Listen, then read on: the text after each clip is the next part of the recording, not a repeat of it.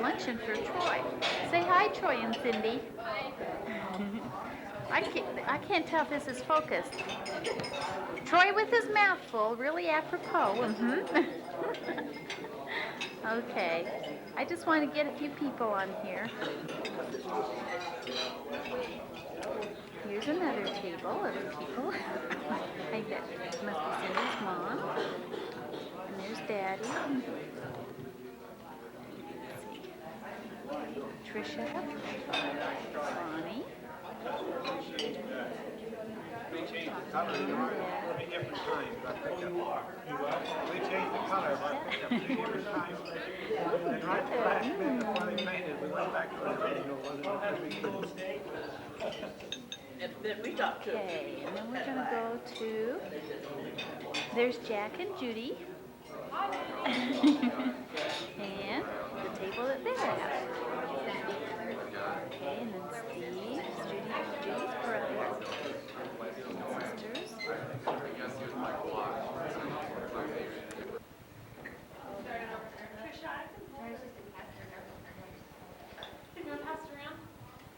Let me see it.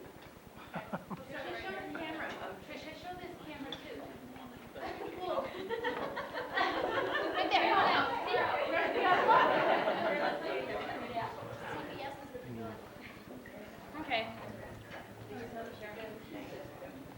Here we go.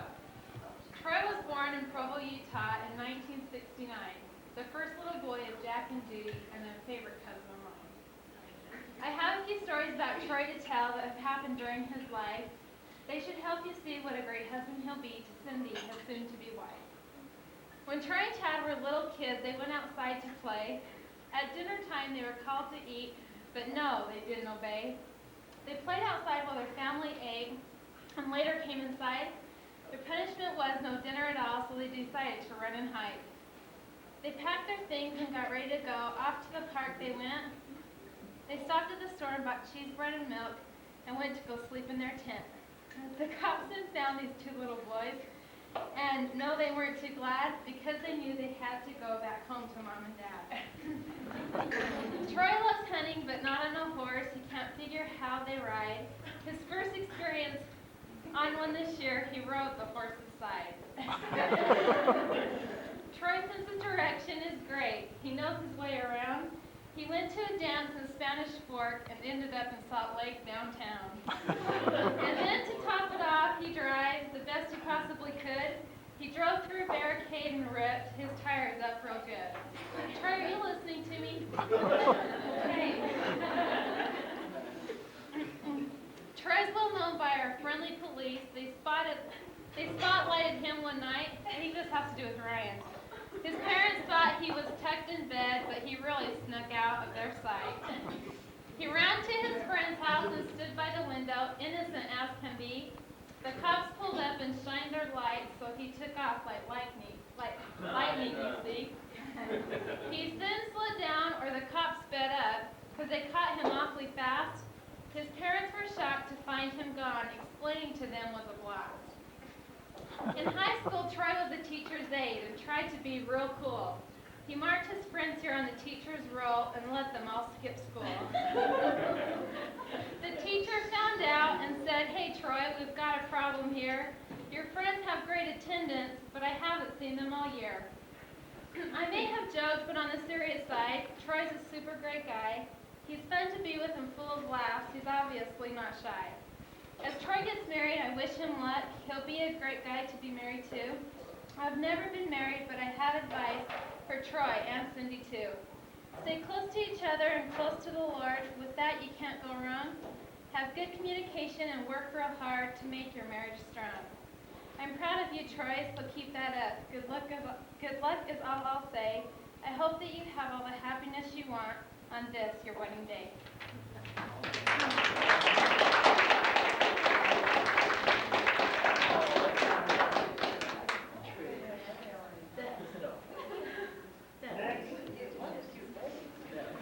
I can stand right here. Just think well. It can't match that. I didn't know what to do. I'm serious. I called up Troy's mom after. We can't see it over here.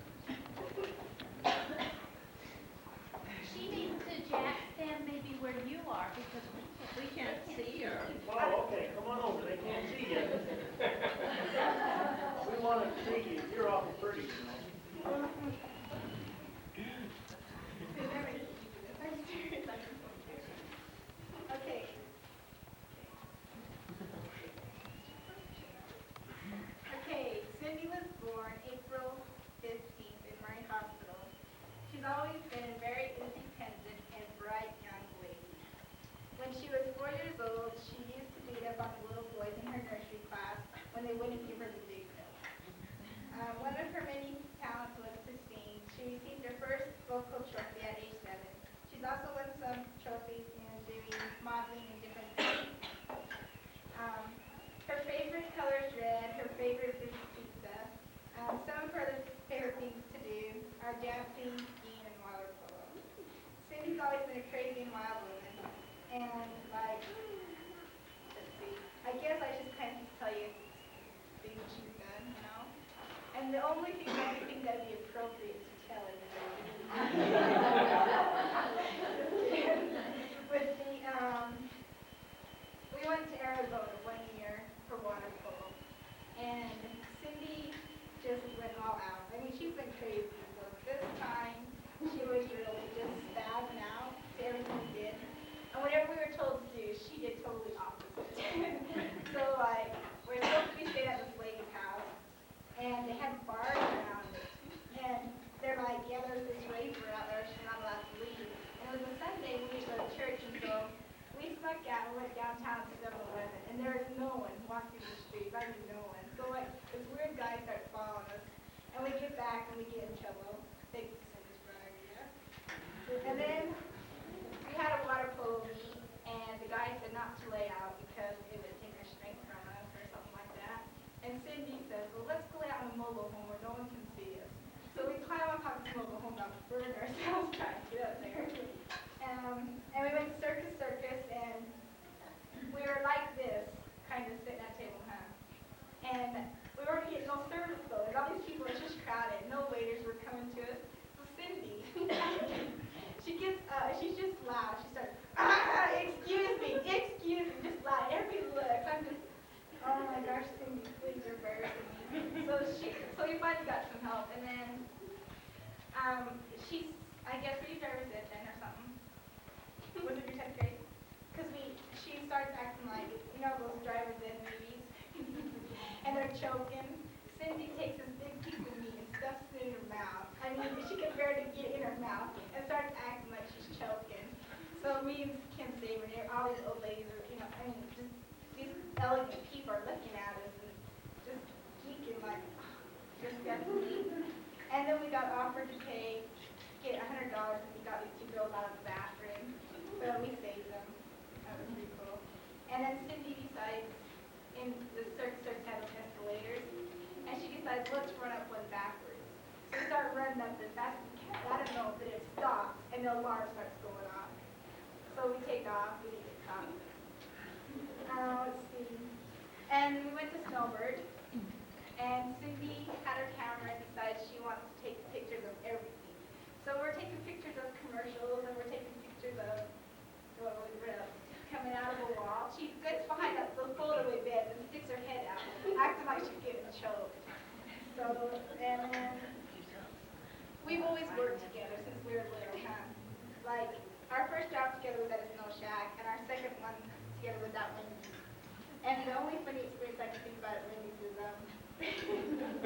we look at each other laughing about it. We were working one, it was in lunch, huh? And it was really busy. And I was front line and she was my assistant. Like, and I said, we need some milk, and there's all these people standing there. So she goes running as fast as she can to get milk till these custards out. And as she's running back, she slides and just spits it. The milk goes everywhere, the orange juice goes everywhere. I'm laughing my about dying, seriously, like, ready to die. So then, that's the only thing I can do that she ever does. She's always really fun. I mean, she's just fun to be with.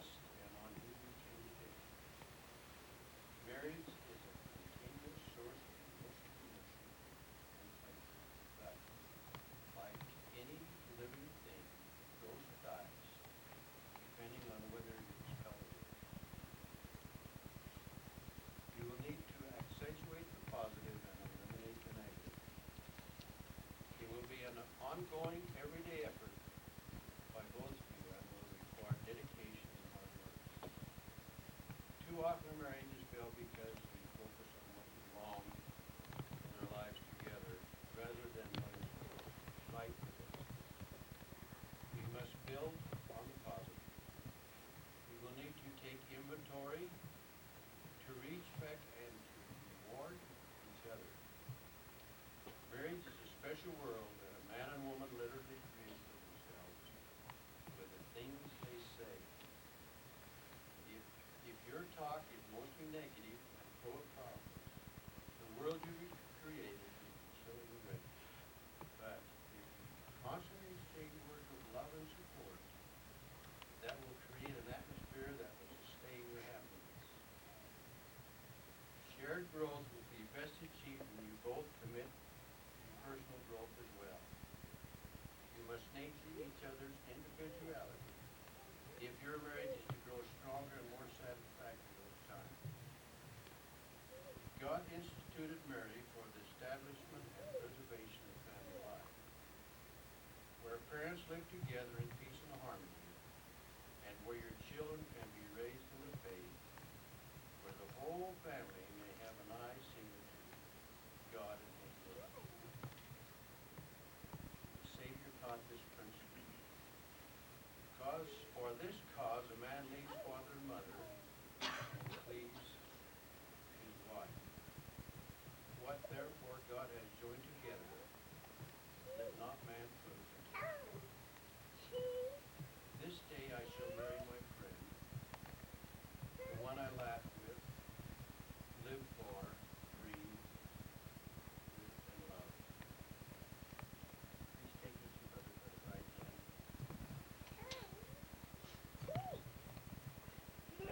Troy Von Larkin, do you take Cindy Lynn Ellis by the right hand in token of this covenant you now enter into, to become her companion and husband, to love, honor, and cherish her as long as you both shall live, and you hereby promise to observe all the laws, covenants, and obligations pertaining to this holy state of matrimony.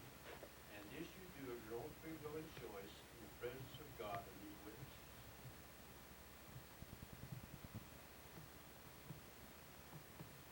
Linda, Cindy Lee Ellis, do you take Troy Van Larkin by the right hand in token of this covenant you now enter into, to become his companion and wife, to live, to love, honor, and cherish him as long as you both shall live. And you hereby promise to observe all the laws, covenants, and obligations pertaining to this holy state of matrimony. And this you do of your own free will and choice in the presence of God and these witnesses. By virtue of the legal authority vested in me as an elder of the Church of Jesus Christ of Latter-day Saints, I pronounce you, Troy Van Larkin, and Cindy Lee Ellis, husband and wife, legally and lawfully wedded for the period of your mortal lives. God bless your union with joy in your posterity, and a long life of happiness together, and may you be able to keep sacred the covenant we have now agreed. This blessing I invoke upon you in the name of the Lord Jesus Christ. Amen.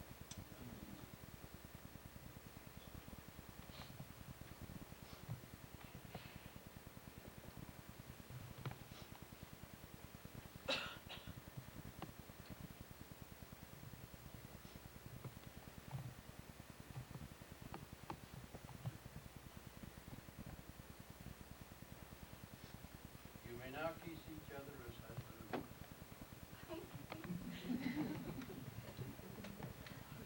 Here's your insurance.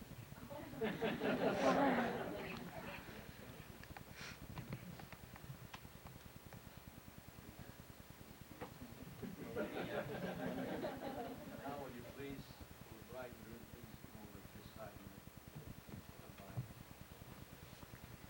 Push you up. Just stand right there, facing these people.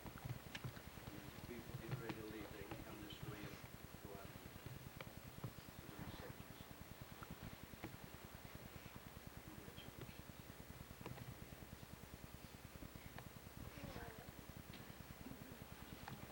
Mom and Dad and everybody, they're married. Let's go.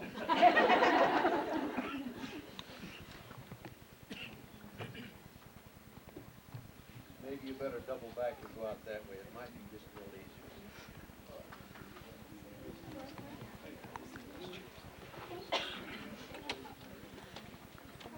Takes a genius to figure them out. Here you go. There you go now.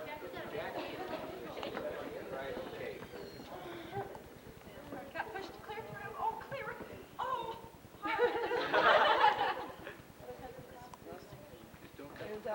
That's right, don't cut the post. Gotta be able to take that crank out of there. What do we have to do now? Take the crank out of there. How do we get out? Just run your knife down there. Yeah, go ahead.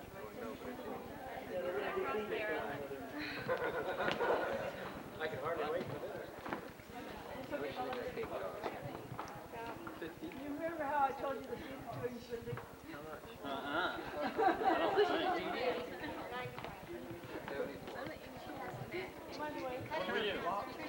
Feed it to her, Troy. Troy. And Troy, turn around. Turn around. Spiel. You can't see. We're gonna stand here. See ours. Turn around. break it in half. Break it. Troy, take it in half and give her a half. You take the top. Okay. Now, cross your hands over and put it in each other's mouth. Get it good. Get it good, Cindy. There, Cindy. No!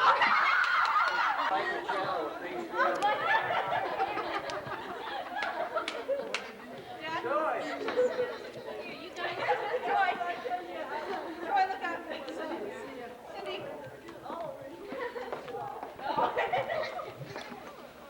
Okay, now.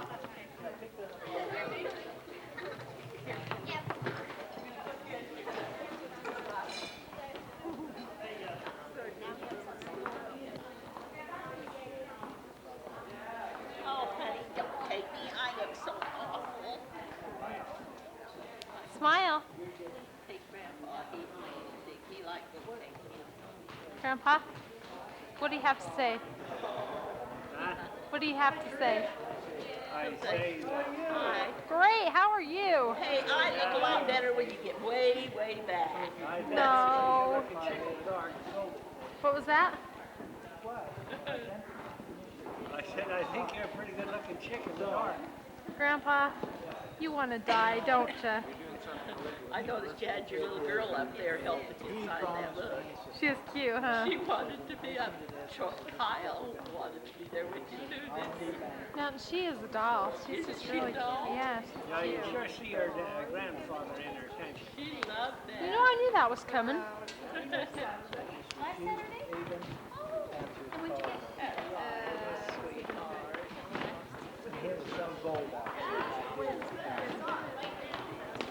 Jack, you should get back really long. Mom? Betty? Bob? But on the other hand, You don't want to break that, baby. Trish, do you see that fading in and fading out? I mean, trying to focus constantly, or is... No?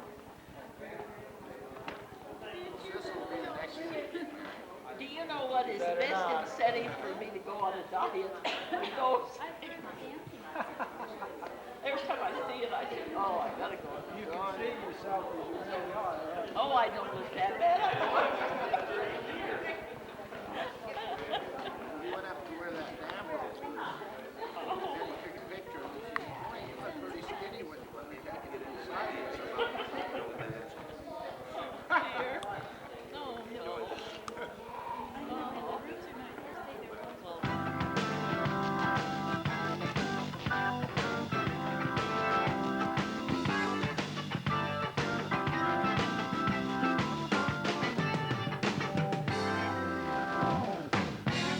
From New York, where for your convenience, the cold and flu season has been extended an additional 6 weeks. It's Late Night with David Letterman.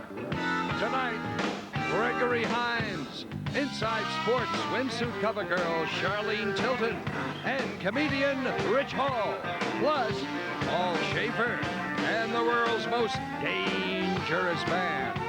And now, a man who believes that in a former life he received fewer speeding tickets, David Letterman.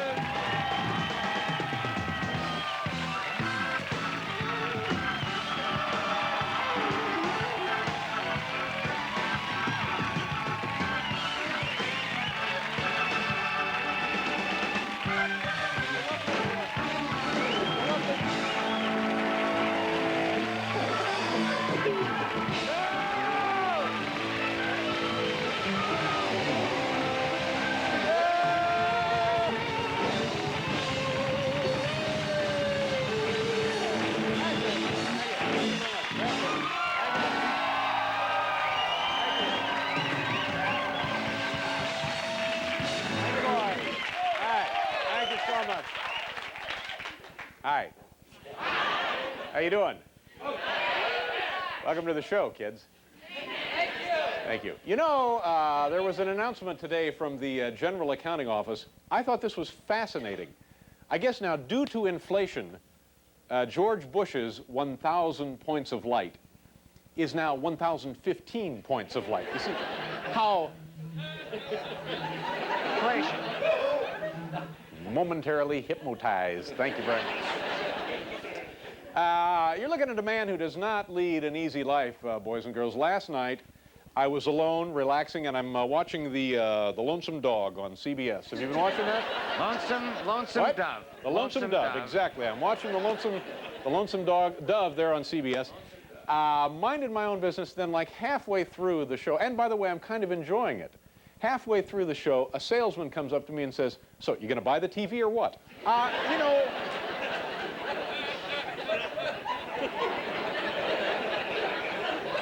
Now, ladies and gentlemen, this next little, this normally would be a joke in this position, but it's not necessarily a joke. It's a little personal anecdote. Personal anecdote. In the middle of a monologue. That's right. 25 years ago, this week, of course, the Beatles arrived in New York City, and they were getting ready for their first appearance on the Ed Sullivan Show. And also that week, a very young